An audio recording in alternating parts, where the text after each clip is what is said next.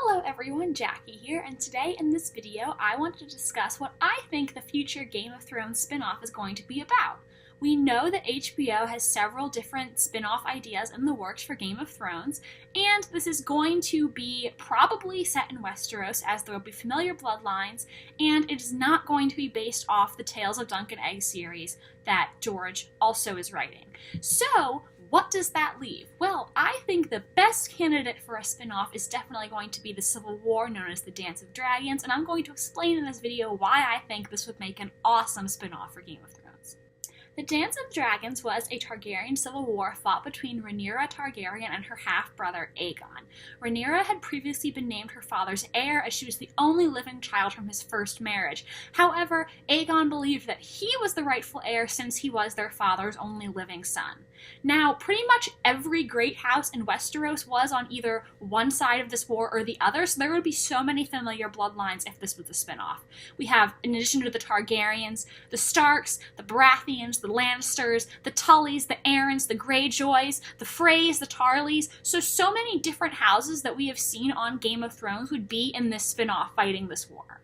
The show would also use a lot of locations that we have previously seen on Game of Thrones, like King's Landing, Dragonstone, Harrenhal, the Dragon Pit, so that would be pretty easy for HBO to film because they can reuse these locations that they've already used on Game of Thrones. HBO is also going big budget for this spin-off. The senior vice president at HBO said that $50 million a season isn't enough for the stuff they're trying to do. Now, I think since they're going to spend so much money on the spin-off, that means it's going to involve a lot of dragons. The dragons are really expensive to make because they are completely CGI, and CGI is very expensive. So, if HBO is putting a lot of money into the spin-off and they say they need a lot of money for what they're going to do, I think that might mean there will be a lot of dragons in the spin-off. And I mean, that would just be awesome to see all these different dragon battles. Everybody loves it. It's a huge crowd pleaser, and I think HBO would definitely get their money's worth with this one. There are a lot of exciting and interesting events from the Dance of Dragons that I think would be great to see dramatized on television. For example, a lot of kinslaying. Now, Rhaenyra's son, Lucerys Velaryon, from her first marriage, went to Storm's End in order to get Lord Boros to ally with his mother, and while he was there, he ran into Prince Aemond Targaryen, who was fighting for the other side, and they had a dragon battle outside Storm's End, which ended in Lucerys' death and the death of his dragon. After this, Rhaenyra's second husband, who was also her uncle, Prince Daemon, sent two men to murder Queen Helaena Targaryen's sons, and these two men forced Queen Helaena to choose which of her sons they were going to kill, which is horrible, and Queen Helaena told them to kill her younger son with much reluctance because he was younger and she figured that he didn't know what was going on, it would be less traumatic. However, the two men then killed the other son, and she ended up going mad, living with herself, knowing that she had ordered this son to be killed and caused the other one to be killed, and she eventually committed suicide. There was also the fall of King's Landing, where Queen Rhaenyra attacked it with her dragons. She was full of a need for vengeance after losing her son. And I also think it's worth a mention that the Dance of Dragons is based on a real historical period known as the Anarchy, which is a period in English history when Empress Matilda fought Stephen for control of the throne of England, and eventually Matilda's son ended up being the King of England. Now, Game of Thrones was also loosely inspired on a historical period, the War of the Roses. Just an interesting tidbit. Now, as you may have guessed, everything did not work out perfectly for Queen Rhaenyra. She did have a brutal reputation. At one point, she asked a lord to murder her husband's mistress who was living under his roof, which would have violated guest right, which is so sacred in Westerosi culture, which is also kind of why the Red Wedding was such a big deal. And then Rhaenyra ended up being defeated by her half-brother Aegon, who fed her to his dragon. I mean, can you just imagine seeing that on screen? A woman being fed alive to a dragon? I mean, talk about brutality. And of course, I have to mention what was going on with everybody's favorite house, or at the very least, my favorite house, which is House Stark. So the Lord of Winterfell at this time was Cregan Stark.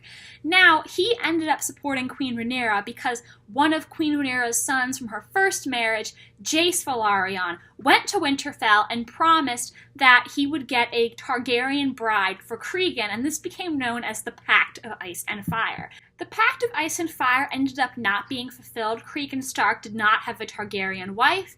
However, it is interesting, since now we know from Game of Thrones that this pact does end up being fulfilled when Rhaegar Targaryen marries Lyanna Stark, and sort of the same way with Jon Snow marrying Daenerys Targaryen, which I think will happen in Season 8. So, even though this pact was not fulfilled at the time, it is interesting knowing what we know, that in Game of Thrones, eventually there will be a long-promised Stark-Targaryen marriage. At the end of the war, there was a period known as the Hour of the Wolf.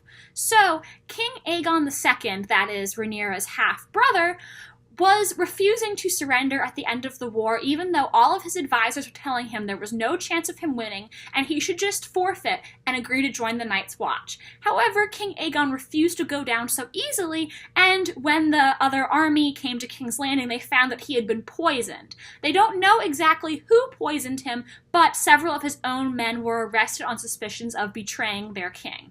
Now, Cregan Stark came to King's Landing at that time, and even though he was a supporter of Rhaenyra's son Aegon, the new king, his sense of honor told him that the men who had betrayed King Aegon II had to be brought to trial for poisoning him. So, the typical Stark honor there at work, and for one day, Cregan Stark ruled as regent and made sure that everyone was brought to justice for killing the previous king.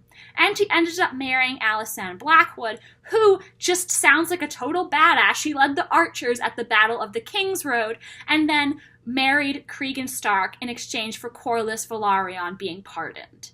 But I think one of the most interesting parts about the whole Dance of Dragons to me is something that was mentioned in the World of Ice and Fire and other semi-canon sources. Now, apparently Jace Velaryon, when he came to Winterfell to convince Cregan Stark to join his mother's side, met and fell in love with Cregan's bastard half-sister. And he apparently married her in order to get Cregan to join their side of the war, and then, when he went back to battle, left dragon eggs with his new wife at Winterfell. Now, if this is actually true, that means that there were dragon eggs at Winterfell that could potentially still be there in the modern Game of Thrones timeline. And that is a super interesting tidbit to me, and something that I would really like to see play out on screen and see how that resolves itself. In fact, while I was researching for this video, this little tidbit actually caused me to have this crazy tinfoil hat theory about Season 8, and I will be making a video on that in the future, so keep your eye out. In my opinion, the Dance of Dragons just has so much going for it in terms of being a potential spin-off topic.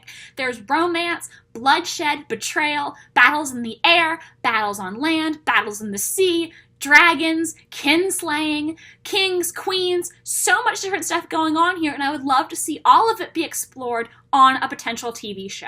To be completely honest, if I was in charge of writing the spin-off, I would like to do an anthology series where each season focuses on a different period of Targaryen history, maybe call it Fire and Blood. However, from what we know about the spin-offs, it seems that each of the different spin-offs in development is focusing on its own time period in Westerosi history, so I think my idea there probably won't happen, and if I have to choose one time period from Westerosi history, the Dance of Dragons would be my top choice. I also briefly considered the idea that maybe the spin-off would be on the Blackfyre rebellions. However, I don't think there's as much material to work with there as there is with the Dance of Dragons. Also, House Stark wasn't involved in these rebellions at all. I don't think they took either side, and it's hard for me to imagine that we won't see the Starks in any spin-offs because they are basically the de facto main family of Game of Thrones, and I think they have to be represented in the spin-off in some way. So guys, those are my thoughts about the potential topic of the Game of Thrones spin-off. I am really excited to see what the final show is going to look like, and it's going to be really exciting to have another show set in this universe even after Game of Thrones is over. Please let me know in the comments if you like my ideas, if there's any notable events from the Dance of Dragons that I left out that you think would be great to see on screen. I know there's so much detail given about the war, I couldn't possibly have mentioned everything, so I just picked some things that really stood out to me.